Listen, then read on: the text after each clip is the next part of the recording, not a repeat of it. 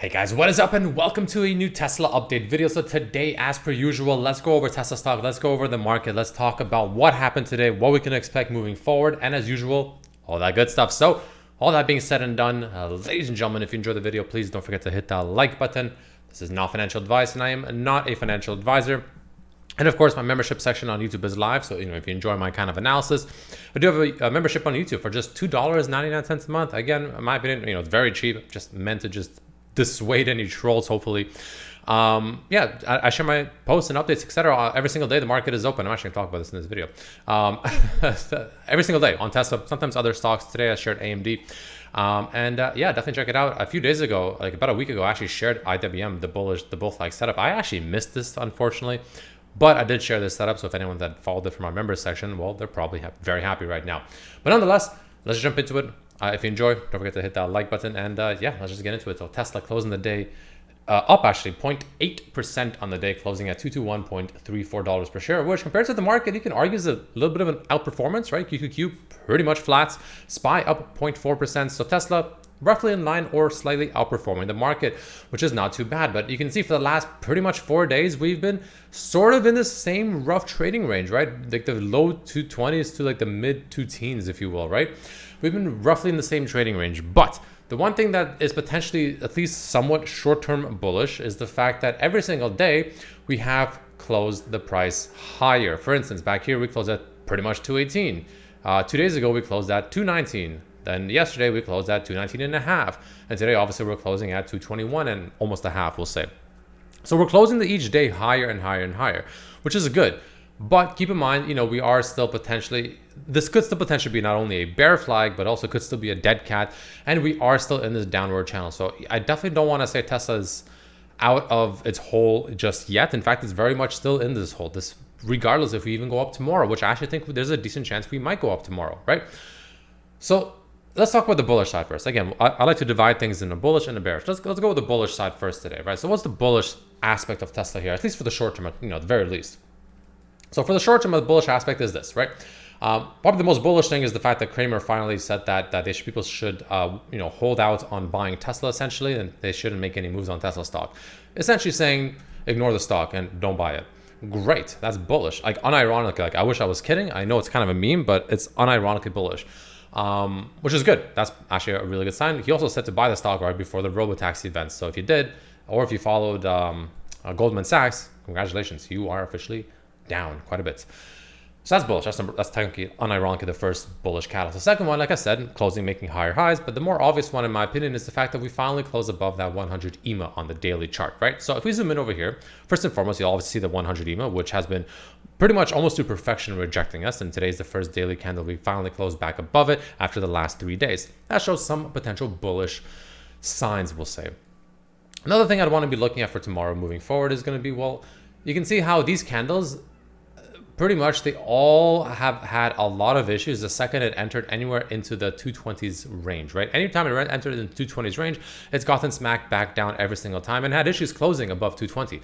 Not only did we close above 220, but there is a chance that we finally took this area that was clearly a resistance and hopefully now turned it into a support. So moving into tomorrow, watch for this pretty much 220-ish range as potential support, right? As long as that continues holding as a support, that should be also a good sign. Now, assuming all this is true and all this holds and Tesla's looking, potentially solid for at least a short-term bounce, where does it go? Well, the most obvious way to put it is going to be simply a retest of this downward channel, right? Don't forget, we're still in a downward channel, right?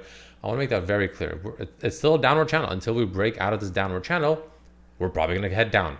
Right? It's one of those things, again, it's kind of like, innocent until proven guilty. Well, same with this resistance line of the downward channel. Resistance until proven support. And right now, it's still a resistance. So if we do get a rally, let's go over to the 4-hour, for instance. We're going to move up pretty much to retest this downward channel, which again on the 4-hour pretty much signifies Tesla moving up to somewhere about the mid to slightly above the mid 220s, right? That's also where the 100 EMA is on the 4-hour chart, so that most likely will act as a resistance. But depending on how fast it happens, honestly, as early as tomorrow, I can see Tesla going up to about 225 to as high as almost $230 per share.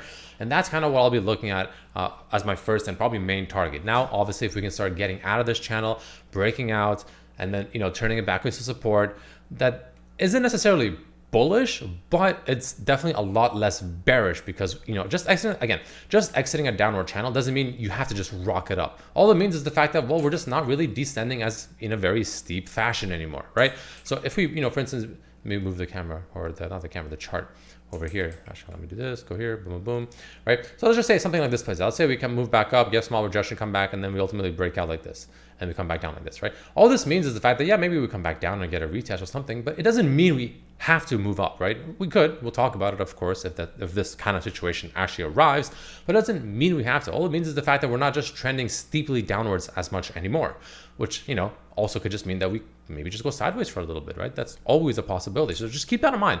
Not a breakout of these kind of channels doesn't mean it has to rally, or, you know, of a rising channel. The breakdown that we had not that long ago over here, remember, it didn't mean it has to crash, but it definitely becomes a possibility. Anyway, hope you get that point. So that's kind of the idea I'm looking at right now on the 4-hour chart, right? The 4-hour chart is looking pretty decent, actually, I would argue, because, well, again, same thing, like I said before, back here, right? All these wicks, constant rejection. And now what do? We took this general area that was obviously showing us, you know, constant rejection, constant resistance, and seemingly turned it into a support. That's good. But look at my indicators down here, right? You have the MACD starting to show a little bit of signs of life, making higher lows, which is nice. You have the RSI finally exiting very extreme oversold territories on the 4-hour chart, which is great.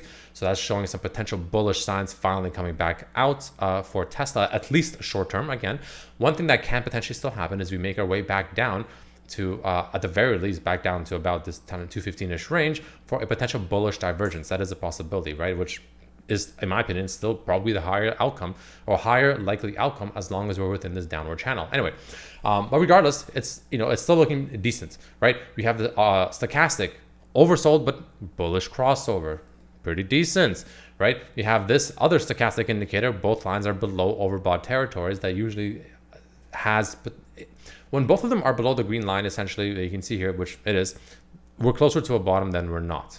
Right, at least for a short term. Again, I'm not saying this is the bottom. I'm not saying Tesla will just, that's it, this is the bottom, guys, we only go up from here. No, absolutely not. But at least for a short-term bounce, a short-term revival of momentum, you know, this has potential to have that. This has potential to have that. Again, I don't want to get too excited until we at least break out of this downward channel.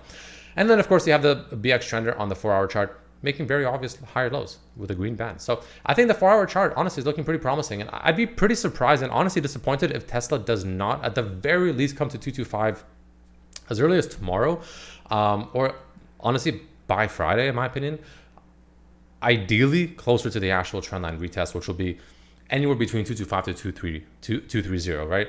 Anywhere in that range is my current expectation personally. So we'll see how it plays out. We'll see if this actually forms or not, but that's essentially what I'm seeing right now, right?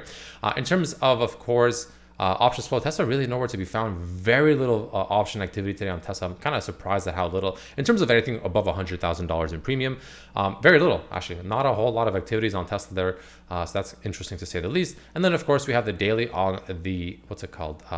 Logarithmic chart, where we're still holding this white line and we're kind of moving up with it just barely. So that's good. Right, that's good. And then the weekly, of course, same idea, right? The weekly candle gives a little bit of a cleaner look. You know, we're holding exactly where we need to so far. Obviously, there's still 2 more days, but with how the 4-hour looks, it's looking pretty solid, at least for this week. We'll see how next week unfolds with earnings. That definitely is going to be a very big question mark. But I do expect Tesla to most likely continue holding this until earnings, just to make it as confusing as possible, because, you know, earnings will either send us back up or, which I think is still more likely personally, send us, unfortunately, back down. But we'll see. We'll get to that when it gets to that, right? Of course, naturally. So yeah, that's probably the main thing I'm looking at right now for Tesla. Those are the main thoughts. I think short term it's looking due for a bounce, at least short term, right? I think it's due for a bounce. Again, as long as 220 and the 21 and the 100 EMA hold on the daily chart, I think it's looking pretty solid. Obviously, if we start breaking below 220 and especially like 219-ish, you know, there's going to be definitely some weakness coming into Tesla, and I'll move back down to 215 at least. Becomes pretty much expected. So those are the levels. Those are pretty much what I'm expecting. Also, we had extremely low volume today. Probably one of the lowest volume days. Pretty much one of the lowest volume days Tesla has had in a very long time. So that's interesting to say the least. But yeah, I don't expect anything too crazy for Tesla overall, though, short term until earnings comes in. I do expect Tesla for the most part to be fairly muted until earnings, or at least until like Tuesday at the very least. And then, yeah, anyway. I feel like I'm just blabbering now. You get the idea. You have an idea what I'm looking for. Thanks for watching, and I'll see you for the next one. Peace.